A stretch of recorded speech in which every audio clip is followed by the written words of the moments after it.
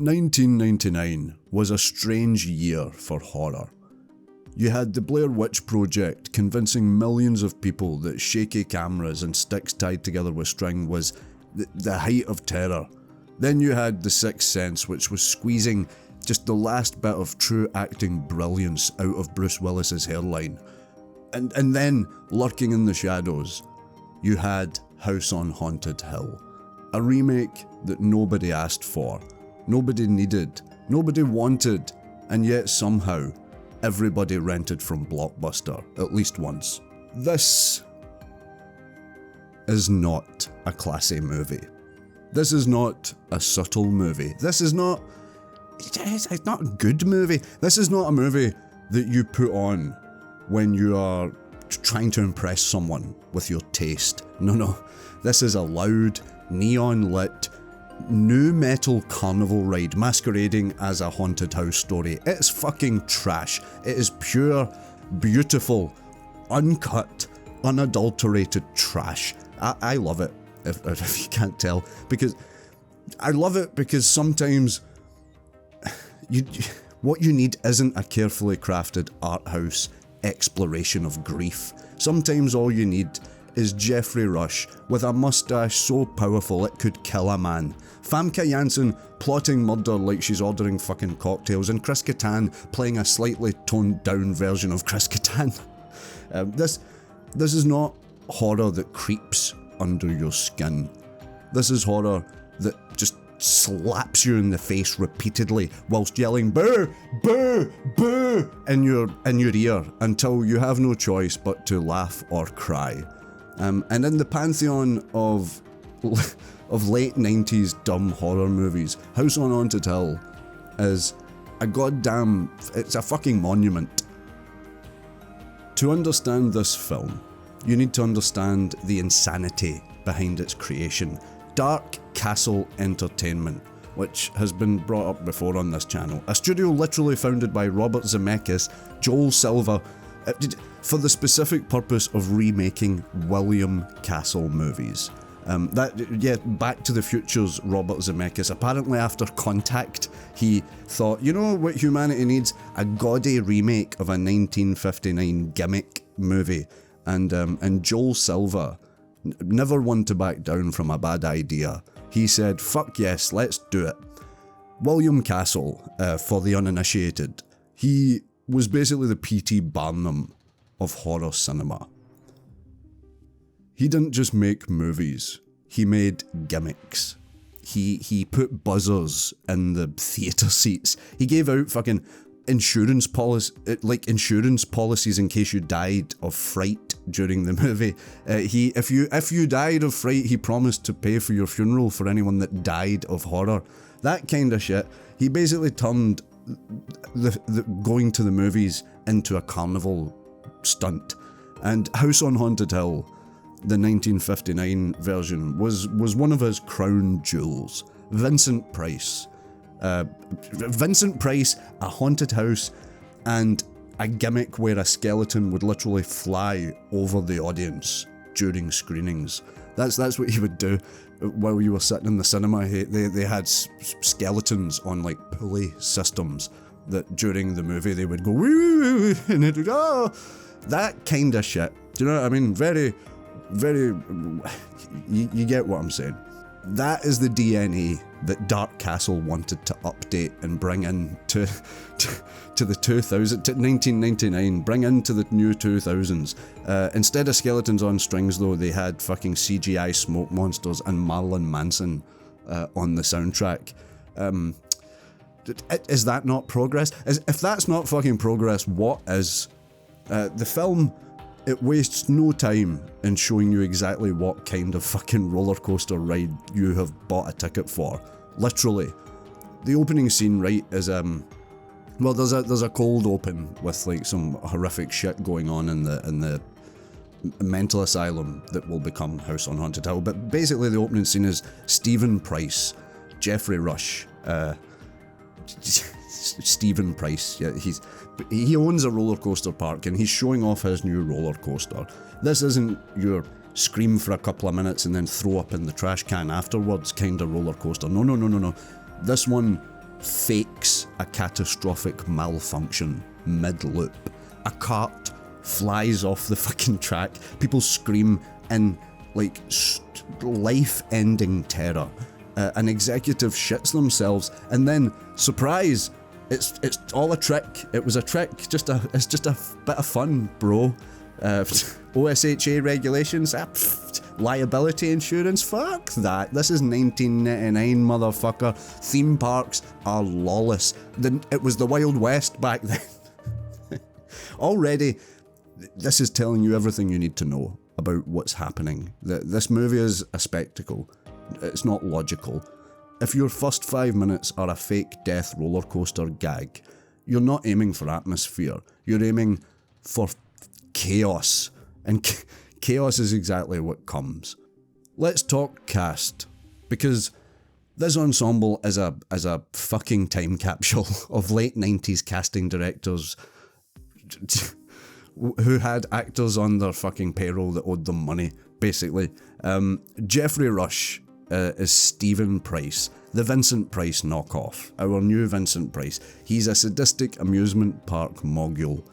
He has a mustache that deserves its own fucking spin-off series. Every line he delivers, right, is soaked in a camp menace. He's auditioning to play. Do you know what I mean? Like, he's auditioning to play the Joker, but can't stop laughing at how ridiculous the script is. Do you know what I mean? Whatever. He's a parody and perfection for what he's doing. Without him, without what he's doing in this movie, his new Vincent Price, the movie would just fucking collapse in on itself without him. Famke Janssen is in. Do you remember her? Remember Famke Janssen?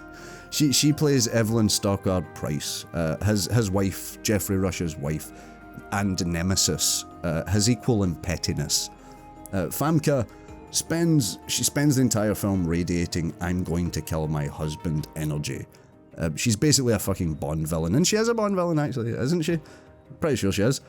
She is a Bond villain who wandered in, but she's wandered into this fucking haunted house by mistake. So it's a good energy. Taye Diggs, do you remember Taye Diggs? Remember Taye Diggs? He plays Eddie Baker. He's the token normal guy. He's the token normal guy who just who's a normal dude, just a normal bro, and he spends most of the runtime looking confused. It's the 90s.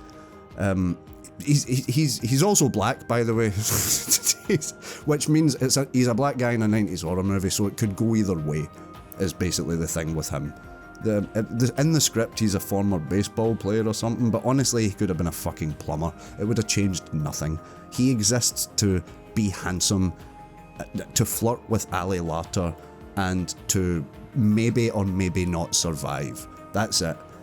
Talking of Ali Larter, she's in it as well. Do you remember Ali Larter? Remember Ali Larter? She is she's got like the final girl energy. She's not actually playing the character she's playing. She's an assistant pretending to be her boss for reasons. It doesn't matter. They don't really come up again. Her entire character arc is lie. She's lying. Now she's not. Now she's just surviving, but she looks good in the dim light. Yeah, she's fine. Peter Gallagher is in. Do you remember Peter Gallagher? Do you remember Peter Gallagher? He plays Donald Blackburn. He's a doctor. Or at least he's a man who says he's a doctor. His eyebrows are so fucking perfectly sculpted that they should have their own SAG card. He's a very eyebrow-y performance. He exists to be sinister and have eyebrows and die in ludicrous fashion. Mission accomplished. Brigitte Wilson is in it. Do you remember Brigitte Wilson? Do you remember? Brigitte, yeah, she's a fame-hungry reality TV star. She might as well be wearing a sign that says "First to Die." Brigitte Wilson was in like a bunch of horror films in the 90s, I think, and that she was basically cast as the girl that's gonna die soon. So that's who she is in this. She's the girl that at any point is about to die. You just never know when. And then Chris Kattan. Chris Kattan, do you remember? Remember Chris Kattan? Remember Roxbury, Night of the Roxbury? Chris Kattan. Remember? He plays Watson Pritchard, the MVP, really. The guy who's sort of just acting his arse off, just sort of, look at me, look at me. He's the owner of the house, and he's drunk. He's the drunk guy, the comic relief. He spends the whole movie like muttering and jittering, and we're all gonna die, we're all gonna die. The house is alive, we're all gonna die. He's that guy, and while swigging whiskey straight up, just going, oh, we're all gonna die. And you know what? He's right. They are all gonna die. He's right. He's fucking Chris Kattan. Of all people, he actually emerges as like the weird beating heart of this movie. Cinema is strange. The Asylum, the titular house on Haunted Hill, the titular house on Haunted Hill. Forget the humans. This building, this is the real star. In the film's lore, this was once the Vannicut Psychiatric Institute, run by Dr. Richard Vannicut. Richard Vannicut. A sadistic surgeon who experimented on patients, the whole shebang. They revolted, they burned the asylum down. That was the cold open that I said, which is already pretty mad, batshit insane, pretty fucking mental.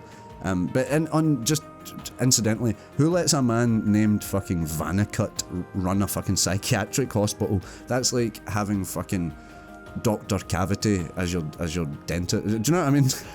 Working in your dental clinic. Anyway, I'm getting lost in the sauce here. The production design, let's do the production design. It's genuinely good. Like, I did a video on House on Haunted Hill, and again, it's the production on 13 Ghosts. Sorry, before. This is the House on Haunted Hill one. Just fucking get a grip, Jim. Come on. Yeah, it's as was true with 13 Ghosts. It really is the set design and the production design. It's genuinely fantastic. This isn't just a house. It's a big sprawling gothic character. Do you know what I mean? It's like a fucking Marilyn Manson video. There's rusted surgical equipment everywhere, flickering lights that clearly haven't been maintained since the fucking 30s, doors that inexplicably sham slut, slam shut, basements that could qualify to get a job in the Silent Hill universe. Do you know what I mean? That sort of shit. Cinematography wise, get a fucking grip. It looks like a fucking Marilyn Manson video, basically. It's like somebody got one of the directors of Marilyn Manson's videos and gave him a bunch of money and said, yeah, fucking do that again. Which is fitting, because Marilyn Manson appears on the soundtrack. like in a big part of the soundtrack is Marilyn Manson's version of Sweet Dreams. It's the most fucking late 90s thing imaginable, basically. Watching this film is like being trapped inside a Hot Topic with the cast of Friends happy slapping you. You get my point. Sifting through the Blockbuster videos that you've rented. Yeah, smoking in front of children. It's the most 90s thing imaginable. Here's where the movie fully embraces its 1999-ness. The ghosts. These are not classic spooks. There's no translucent ladies in white here, no rattling chains, no moaning spectres in the attic. No. These are fucking meth-fueled, jittery, strobe-edited music video nightmares. Distorted faces, jerky, like stop-motion movements, blurry after images, basically every fucking little editing trick that Adobe Premiere offered in the 90s, all crammed into 90 minutes. As a preteen, this was fucking terrifying. Watching it now, it is hilarious, it's so funny. These ghosts look like rejects from a Tool music video. Do you know what I mean? It looks like the DVD is skipping. But it works. It works not because they're scary now, but because they're so unapologetically of their era. They are late 90s horror, distilled into fucking digital ectoplasm. Aye, digital ectoplasm, that'll do. Then there's the big one.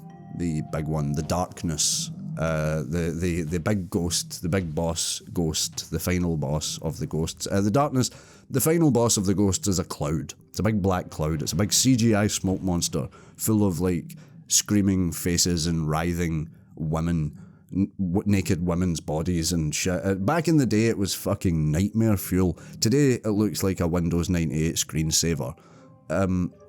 It's laughable and dynamite. Do you know what I mean? It's the kind of effect that makes you go, this cost too much money to look this not good. But back then, it looked fucking dynamite. It was memorable. And in horror, memorable beats logical every time. Right, as for the movie's actual fucking narrative, I've sort of I should have done that earlier, but there's really not much to it. If you strip away all of the noise, it's pretty simple. Survive the night, don't die, collect $1 million if you make it till the morning. That's it. That's basically the whole thing. The way it plays out is gloriously dumb. The guests arrive at the house, right? The doors slam shut, because of course they fucking do, and the killing starts almost immediately. The Geoffrey Rush, people suspect he's doing it. Is the house really haunted, or is he killing people to make it seem more dramatic because he's the one that put all this together? Then his wife fakes her own death. Then she reveals that she's actually been plotting against her husband the whole time. Then she gets fucking eaten by the darkness. Geoffrey Rush gets thrown around like a fucking rag doll. Chris Kattan tries to escape lots and lots of times, and every time that he thinks he's out, they pull him back in. The pacing, from the minute the doors slap, really from the very start, from the fucking very, very start, from the cold opening, the pacing is relentless. It's not atmospheric, really. It's not dread. It's just boo, boo, boo, boo. It's like haunted operating rooms, creepy videotapes, jittery ghosts, surgeons, blood everywhere, rusty fucking equipment everywhere. It's like being on a fucking carnival haunted house ride where the animatronics keep malfunctioning, but that's part of the gag, and you're not sure if you should laugh or like genuinely be scared for your life at the malfunctioning. Anyway, and then the finale. The darkness shows up. The darkness, the evil, the very evil that possesses the house is given a visage, a cloud. It's a swirling CGI cloud. People get consumed. Evelyn gets consumed. Price gets consumed, and then Chris Kattan gets consumed. But then, plot twist, he shows up like a fucking force ghost at the end to save everyone. Yes, fucking Chris Kattan, a force ghost. He force ghosts. He, like Obi-Wan, he fucking appears. Although he's better because he fucking pulls down a lever that helps them escape, and looks on like, you get out of here. On you go. You live your lives. Live your lives. I've lived mine. I had a good life. Do you know what I mean? But he basically, Ali Larter and Taye Diggs. The black guy survives. Plot twist. Yeah. A very, very progressive 90's horror movie. They escape and now they're on a ledge. You can't make this shit up. They are stranded out on the ledge. At the very, very top of the asylum, stranded as the sun rises, and then they notice on that ledge is the checks for the $1 million checks for everyone, $5 million checks, whatever, fuck knows, my head hurts. Basically, that's it, that's the end. They survived, they're rich. Or did they survive? Are they rich? They better fucking hold on, because it's very windy up there, so they better hold on to those paper checks.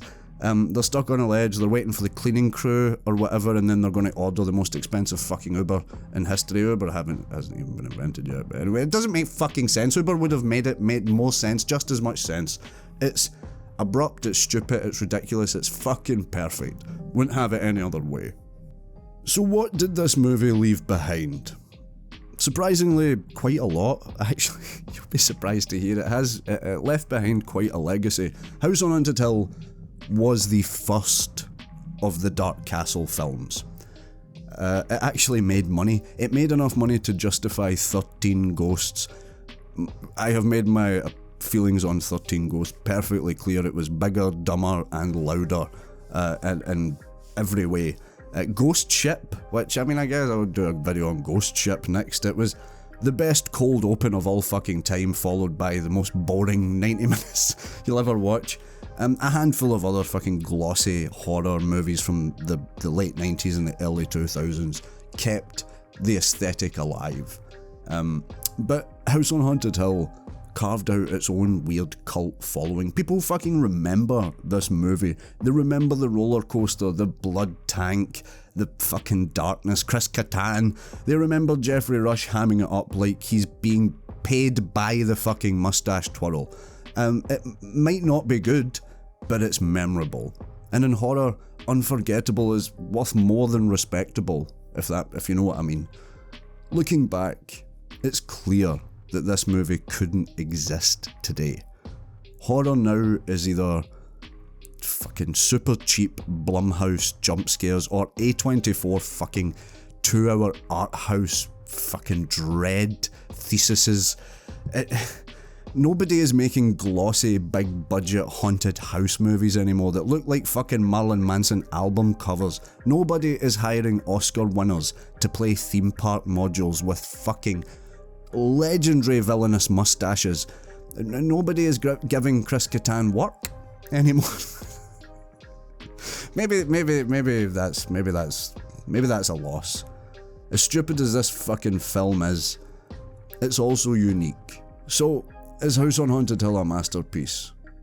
No. Is it trash? Yes. But is it a trashy masterpiece of trash that deserves to be preserved as a trashy masterpiece forever? Yes, abso-fucking-lutely. This movie is a monument to an era when horror was loud, dumb, and fun.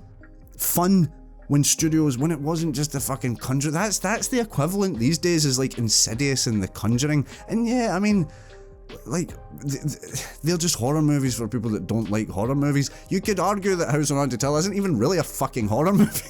It's just a roller coaster ride. It's like a dark version of what Marvel is. Do you know what I mean? Like, you're not going in there going to have your world shaken up. You're not going in there to look at the world differently when you come out. You're going to have fun for a fucking carnival ride. Really, it was made for teenagers to grope their fucking girlfriends up in the back row. And do you know what I mean? And them to, for multiple reasons. Anyway. I want this movie on 4K, basically, is what this video is all about. I want the re-release. I want fucking Geoffrey Rush, his mustache commentating.